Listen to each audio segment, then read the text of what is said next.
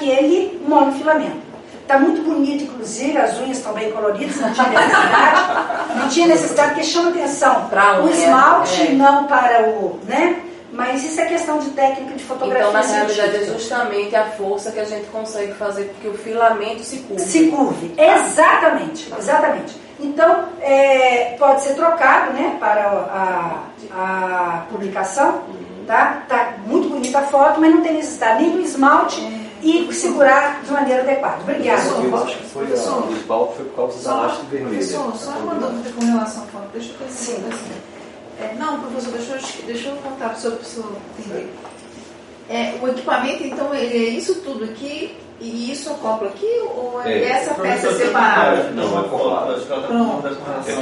Então, a professora está dizendo que tem que segurar aqui só, e não nessa ponta, é isso? Imagina. Tá certo. Então, dentro desses tubinhos. dentro desses tubos, você coloca dentro desses tubos, tá? E aqui está o profilamento. Verde, azul, lilás, primeiro vermelho, segundo vermelho, terceiro vermelho. E você encurva. Olha como segura. Certo, agora sim. Olha como segura. Como curva. Tá? E você vai encurvar. Essa imagem é que vai ideal. Esse que vai dar o peso sobre você. Por isso que eu disse que ele independe do examinador treinado, tá? Ele independe do examinador treinado, tá? O examinador sem treinamento pode ter a diferença do exame. Aqui, cada tubo vem com 2 nylons. Se um estragar, você tem outro nylon ainda, tá? Todos vêm com 2 nylons. E você acopla na extremidade ali para ser examinado. E aqui ele está sendo curvado. Então, o azul, o verde e o azul, você toca 3 vezes com 1,5 segundos de toque, tá? E vai considerar a resposta dele após os 3 toques. A partir do lilás, só toca uma vez. Tá bem? É muito tranquilo, é muito simples. E aquele formulário do Ministério, ele já recomenda que você inicie com o lilás, né? Ou com a caneta esferográfica. Mas depende para quê? Tá? Depende para quê? Para você fazer grau de capacidade, basta. Exato. Mas para você fazer o monitoramento da função do nervo, não. Viu a diferença? Qual que é o objetivo? Para fazer o grau de capacidade, basta o lilás. Mas não é o caso aqui. Nós estamos falando de avaliação neurológica simplificada. E ainda estamos, né, nos membros inferiores. Como fazer... Desculpa, professor. Sim, diga. E essa avaliação, ela também dá para a gente um parâmetro durante o tratamento também? A gente tem como comparar? Sim, como eu mencionei no início, né, essa avaliação, esse formulário tem espaço para 3 avaliações. Tá bem? Você deve fazer a avaliação no diagnóstico, na alta e no acompanhamento do tratamento. Então, durante o tratamento, ele vai ter no máximo, provavelmente, 3 folhas, em média. Tá? 3 folhas, porque tem 3 avaliações em cada. Se ele for um pulso bacilar, ele vai ter 2 folhas. Se ele for um múltiplo bacilar, ele vai ter no máximo 3 folhas desse preenchido. Sendo que, se ele tem uma reação ao neolite, ele pode ter até 10 folhas preenchidas. Porque cada vez que ele vem, você vai reavaliar para ver se você vai aumentar a corticóide ou diminuir a corticóide. Tá ok? Ficou claro? Bom, então a avaliação da palpação dos nervos fibular e tibial. O nervo fibular, ele é fácil de ser palpado, porque tem a cabeça da fíbula. Tá bem? Toda cabeça tem um pescoço. Abaixo da cabeça tem um pescoço. Atrás desse pescoço é que você faz a palpação do nervo fibular. Então a cabeça da fíbula, tá? Desce do pescoço, atrás do pescoço é que você faz a palpação. Exatamente. Chega a doer um pouquinho. Exatamente. Ele pode ser algo dolorido, se for superficial. O meu tá dolorido. Tá? Preste atenção. Todo cuidado para sua mão não ficar em cima da tíbia, tá? A tíbia é um osso muito doloroso. Às vezes você vai estar palpando aqui com a mão em cima da tíbia. E aí você fala, tá doendo? Tá, mas tá doendo aonde? Porque a tíbia é muito dolorosa. Tá? Então, fazer atenção na hora dessa palpação. E o tibial? Não existe nervo tibial posterior. Tá? Ontem alguém mencionou nervo tibial posterior. Existe o nervo tibial. Existe o músculo tibial anterior e posterior. Músculo tibial anterior e posterior. Existe uma artéria tibial posterior. Tem também uma artéria. Verdade. Mas o nervo é o nervo tibial. Tá? Tá bem? É igualzinho o nervo cubital. Já tem muitos anos que eu escuto a palavra cubital, porque mudou de nome há muito tempo. Né? Mudou para ulnar, tá? Na anatomia. E ontem alguém mencionou também nervo cubital. Mas é o mesmo, a gente sabe que é o mesmo, não tem problema. Mas no caso do tibial, nós temos aí essa informação. Como que se faz a palpação do nervo tibial? O nervo tibial, você vai palpá-lo, né? Você faz sempre um ângulo aqui entre o maléolo medial e o calcâneo. No meio do caminho, você tem, atrás do maléolo, tá? Você tem a palpação da artéria tibiosa, tá? Você palpou a artéria, está pulsando o seu dedo, você vai atrás e faz a palpação do nervo tibial. Esse é tranquilo para você palpar. Tá, ok? Então, você faz um imaginário aqui, né, entre o maléolo e o calcâneo. No meio do caminho, você faz a palpação. Está pulsando no seu dedo a artéria, vai atrás para fazer a palpação. Como que você vai saber se está normal? Palpando 100 pessoas sem comprometimento. E de preferência 100 pessoas sem edema. Tá? Porque se tiver dentro do inferior, dificulta muito pouco para fazer a palpação. Então, palpa e viu o que é normal e a diferença entre normais, né? Para que depois você perceba. Mesma coisa em relação a outros nervos. Quando você vai fazer a palpação tibial, se ele está inflamado, a pessoa tira o pé na mesma hora da sua mão. Tá? Ele não suporta. Então, você já sabe, você vai com todo detalhe, com todo carinho, com todo critério para avaliar sem machucar o paciente. Então, depois da palpação do nervo, você vai fazer a força muscular. Vai medir a força muscular. Aqui você faz 2 músculos, mas é o mesmo nervo. É o nervo fibular, tá? Você faz a extensão do hálux e faz a dorsiflexão do pé.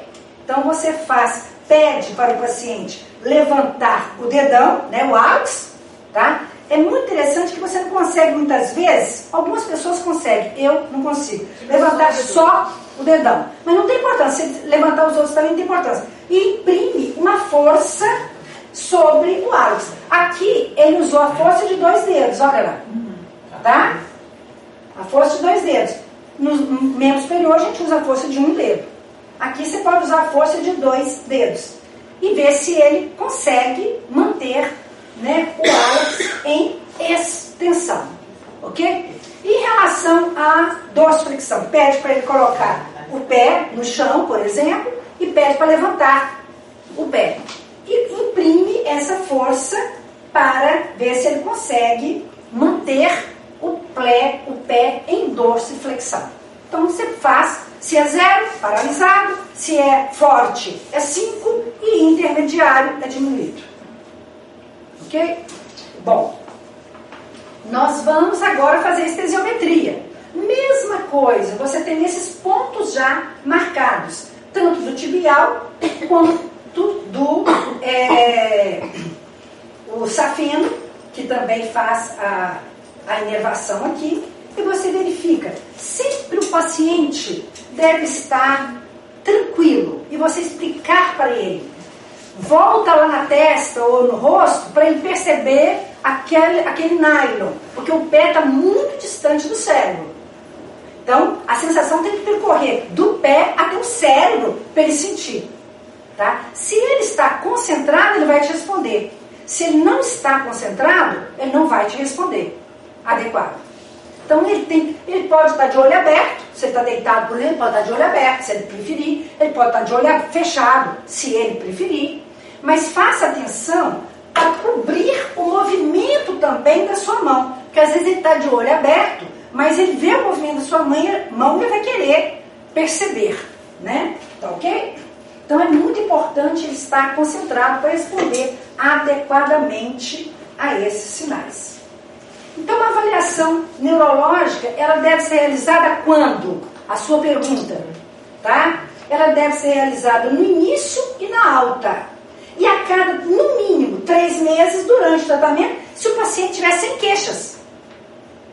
O paciente sem queixas, ele vai ser avaliado a cada 3 meses. Você vai perguntar sobre as queixas todo mês, antes de dar a dose mensal supervisionada para ele. Se ele está sem queixa, essa avaliação pode ser feita a cada 3 meses. Então, o pulso bacilar, ele vai ter no mínimo quantas avaliações? No mínimo quantos? O pulso? 2. No mínimo 3. No início, na alta e no meio. E o multibacilar vai ter quantas avaliações se ele fizer no início, no final e a cada 3 meses? Ele vai ter quantas avaliações? 6. 6. Não é isso? Então, é muito importante que você, se o paciente assim, agora você pode fazer todo mês? Claro que pode. Você vai ter um registro. Como é que é 6? Se você tem Uma no início, Uma no uma no terceiro mês, final. uma no sexto mês, uma no nono mês e uma no fim. 5. 5. O terceiro. No mínimo 5. Menos. No mínimo 5. Mas você pode fazer, todo mês. Se você tem 1, 2, 3 pacientes e cada um vem um dia, qual que é o problema de você fazer todo mês? Nenhum. Agora, se você tem 100 pacientes, talvez você sozinho não dá para fazer todo mês. Mas se você tiver uma equipe junto com você, um enfermeiro, um fisioterapeuta ou terapeuta ocupacional, dá para fazer também de todos. Mas é no mínimo a cada 3 meses se o paciente estiver sem queixa. Agora, sempre que houver queixa, no trajeto do nervo, ou fraqueza muscular, ou início ou piora de queixas parestésicas, você vai fazer também essa avaliação. Ok? Outro detalhe, paciente em uso de quarterapia, a cada vinda dele. E às vezes ele vai vir a cada semana ou a cada 15 dias. Ok? Então, nós vamos estar atentos a isso. E se ele estiver no pós-operatório, fez uma descompressão do nervo, você vai fazer no pós-alta, no máximo com 15 dias, com 45, 90 e 180 dias. Isso tudo está na diretriz do Ministério da Saúde. Tudo que eu estou falando aqui está na diretriz. Tá? O formulário também. Isso é um ato médico. É também atribuição nossa, de dermatologista. Tá? Então, gente, esse é o formulário antigo, porque eu procurei a minha apresentação e não achei um de 2015. Então, não tinha ainda alteração.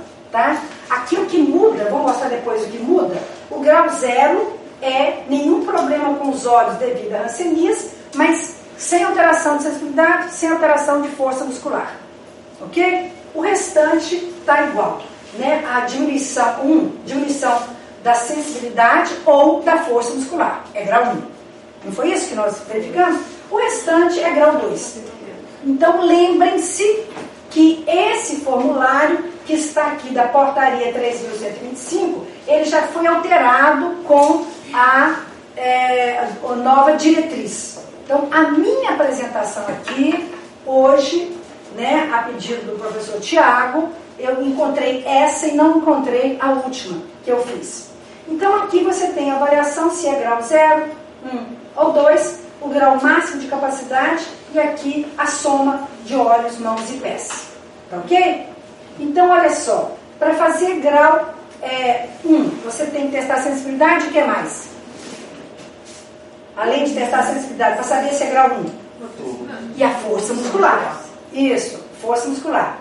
Para você saber se é grau 2, você vai fazer a inspeção. Você vai observar se tem deformidades visíveis. Né?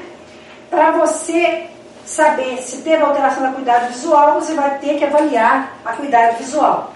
Tá? para você verificar se tem reabsorção óssea com contratura do tornozelo, você tem que fazer a mobilidade articular do pé. Ok? E para você afirmar que tem lesões tróficas, traumáticas nas mãos ou nos pés, você vai ter que testar a sensibilidade. E você vai só considerar úlcera ou lesões tróficas, né? Ou traumáticas em mãos e pés num indivíduo que tem alteração de sensibilidade. Se ele tem uma sensibilidade normal e tem úlcera, você já cortou na cozinha uma vez? Você já queimou uma vez na vida? Todos nós. E nós temos sensibilidade normal. Pode considerar grau 2? Não pode.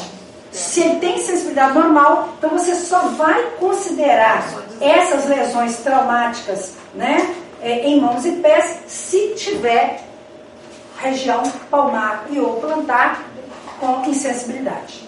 Ok? Bom, então vamos tentar verificar aqui o grau de incapacidade e olhos, mãos e pés. Aqui no olho direito, qual que seria? Grau quanto? Grau 0. Olho esquerdo, qual grau? Grau 1. Mão direita, qual grau?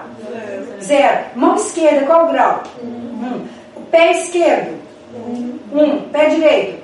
Isso. Então, olha só. 0, 1, 0, 1, 0, 1 e 1.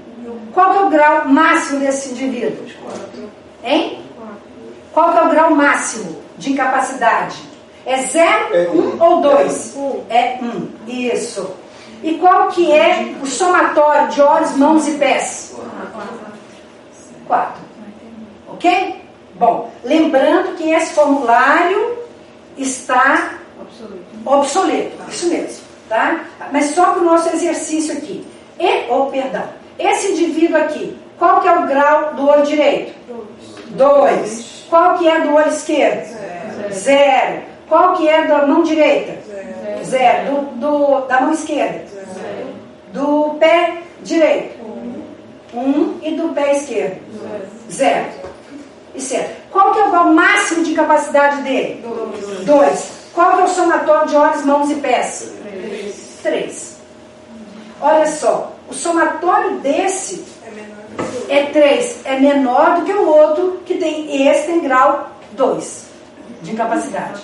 Ok? Vamos por último agora para a gente ver se aprendemos. Né? Olho direito. 2. De esquerda. 1. Mão direita. 2. Mão esquerda. 1. Olho direito. Pé esquerdo. E o direito. Isso. Qual que é o grau máximo de capacidade? 2. E qual que é o somatório de olhos, mãos e pés? 10. Olha só. Esse indivíduo, ele pode melhorar o somatório de olhos, mãos e pés. Mas é muito provável que ele não melhore o grau de incapacidade. Mas ele pode e deve melhorar. Com o quê? Com autocuidados, com orientações adequadas. Ok? Bom, esse também é um ato médico. Compete também a nós, dermatologistas. Tá bem? Eu gostaria de dizer que esse anexo já está alterado na nova diretriz do Ministério da Saúde. Temos que registrar, gente. Temos que registrar toda a nossa avaliação. Tá? É importante para o paciente também acompanhar o que está acontecendo com ele. Ele perceber as melhoras e pioras dele. Ele perceber e colaborar. Ele tem esse direito. E nós temos a obrigação de ajudá-lo nesse sentido. Tá ok?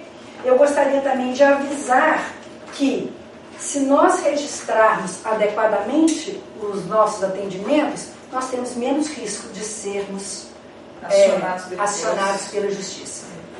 Professor, não ok? Já E isso é um ato médico. Tá? E compete também a nós, dermatologistas.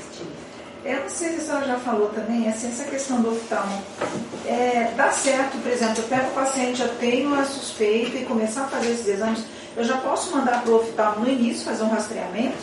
fazer. Eu já digo que Nós já conversamos sobre eu isso, perdi né? essa- Aqui os colegas vão responder para você. Pronto, Deixa eu diga fazer a aí. pergunta. Vai lá. Não há indicação de um encaminhamento ao oftalmo rotineiro, a não ser que o paciente já tenha alguma queixa. Tem uma queixa.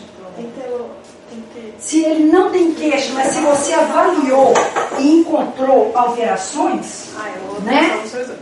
sem dúvida você vai fazer isso também. Ok? Certo. Já temos algumas perguntas e Ótimo. essa já está na ponta da linha. Então, vamos lá. Depois eu vou procurar aquela outra atualização. Então, não está tão diferente, né, professora? Eu não estou assim mais. Força muscular. Aqui, do que nós vimos aqui, a alteração é a força muscular. Tá bem? E a visualização da Doutora Maria, Bom dia a todos. Estamos aqui direto da Clínica Gondim e do Colégio Brasileiro de Medicina e Saúde, fazendo essa transmissão ao vivo pelo YouTube, para que vocês tenham mais acesso e que nós tenhamos acesso a vocês também, no tratamento, nas discussões sobre a hanseníase. A professora Maria Aparecida Grossi agora vai passar a responder algumas perguntas que foram anotadas aqui e vamos fazer um link direto com a cidade de Caruaru, onde falaremos com a doutora Érica Gondim sobre algum caso de hanseníase.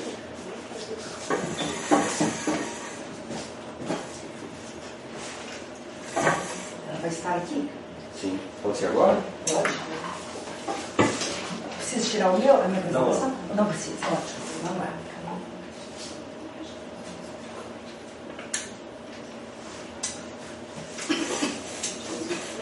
Érica?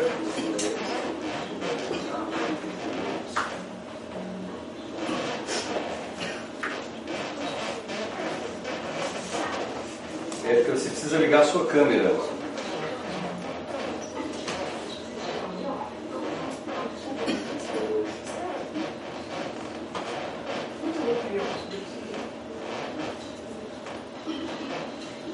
doutora Maria Aparecida, além desse score, desses exames que é assim, conveniente ao dermatologista, tem outros exames que podem ser agregados ao tratamento? Por exemplo, assim, eu sou rádio, eu faço muito ultrassom, e a gente vê espessamento do nervo mediano, a gente vê do tibial e tudo, mas eu nunca associei essa clínica da hanseníase. Muitas vezes o paciente chega com essa queixa e sempre é atribuído, por exemplo, ao túnel do carpo, né? Aí eu queria saber assim, se mesmo com a palpação você pode encaminhar e sugerir o exame para ver qual que seria o nível desse espessamento, se tem um score também para esse espessamento, como também a questão do raio-x no acometimento ósseo, se já está sendo acometida a cortical, se já invadiu a medular, compreende? Você é radiologista? Sou R3 de rádio. Ah, coisa boa.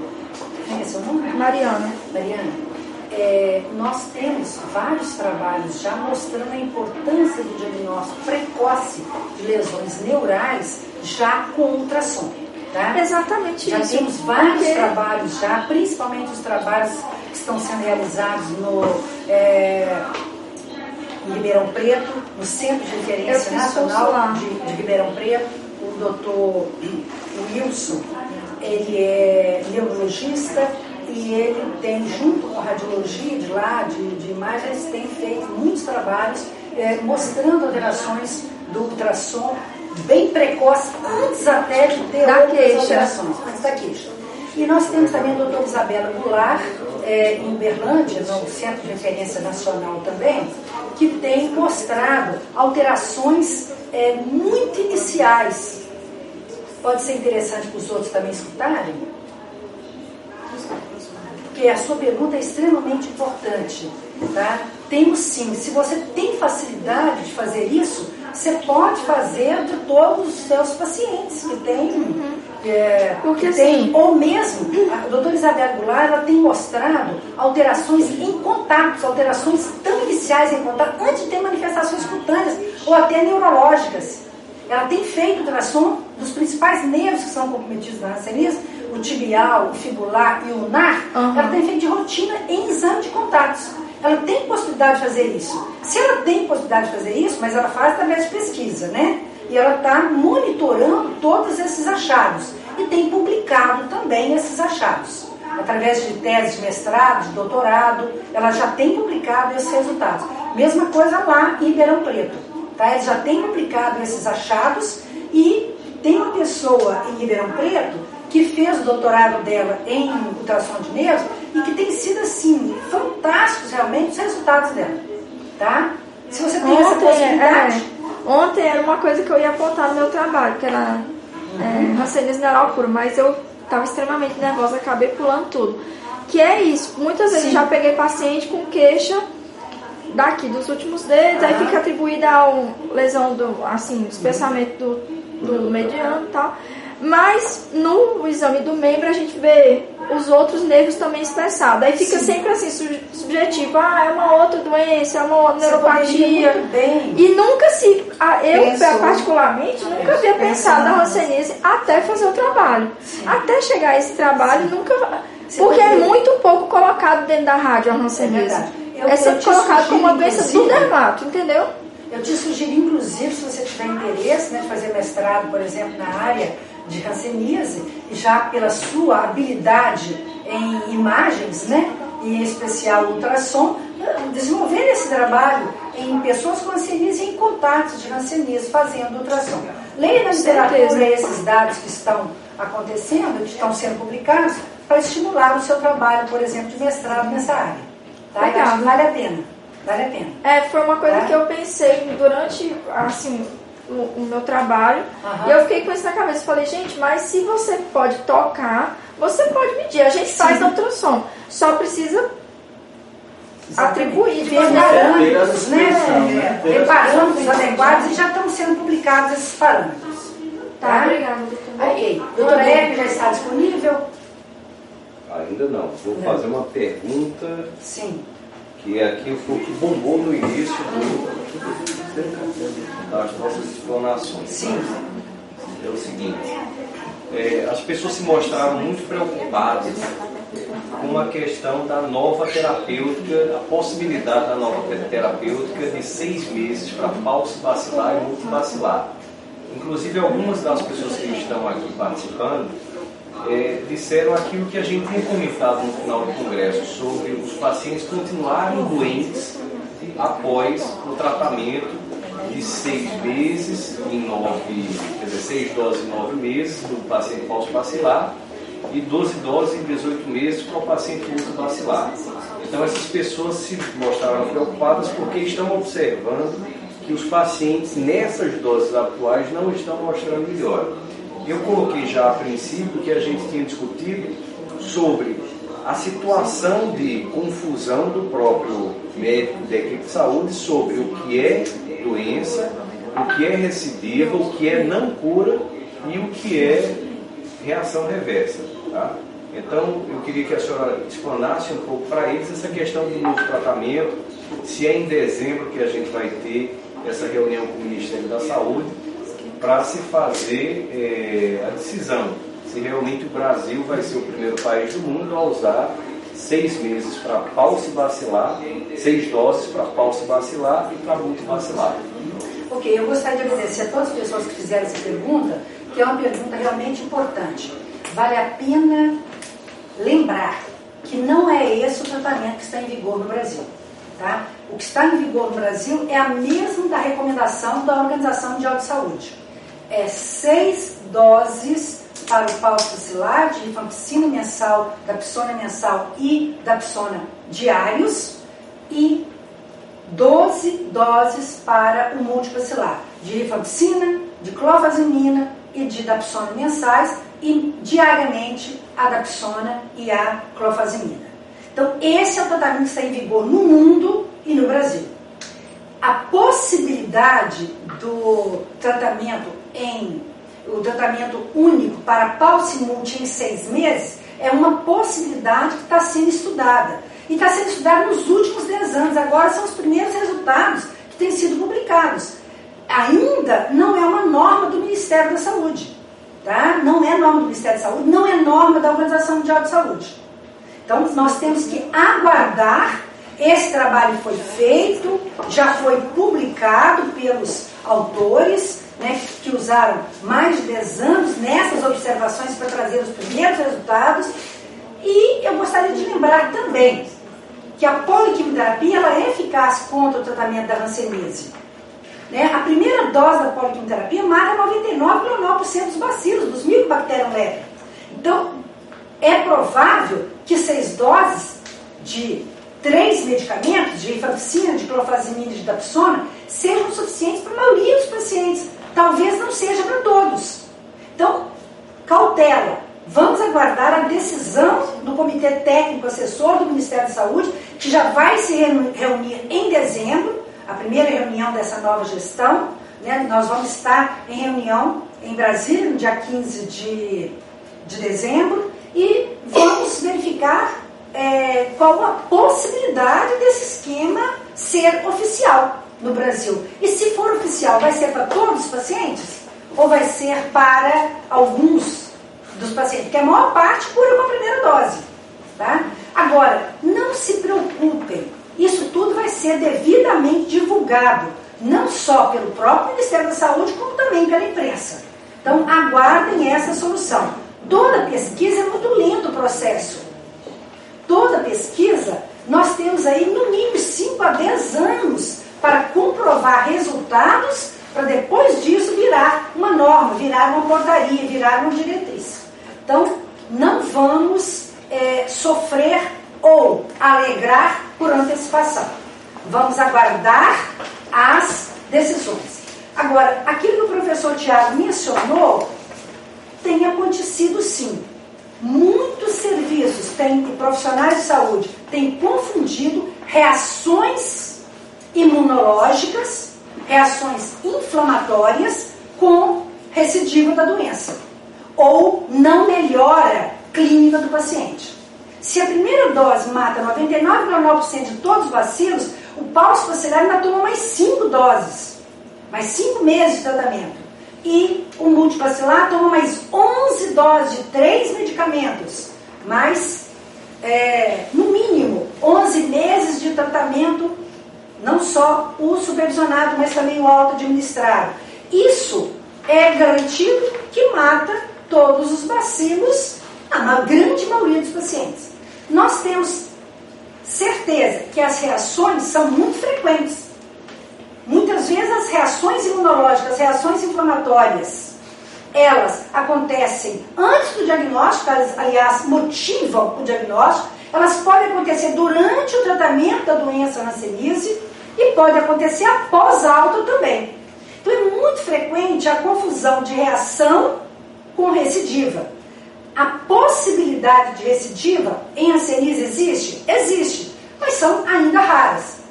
Em média, as recidivas acontecem, em média no Brasil, com 11 anos após alta, mas não menos de 5 anos. Então, qualquer reação, qualquer alteração pós-alta, nós temos que pensar primeiro em reação do que pensar em recidiva. Tá?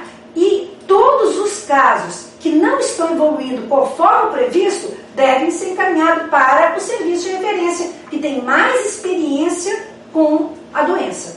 Então, a atenção primária compete o básico, né? O tratamento dos pacientes,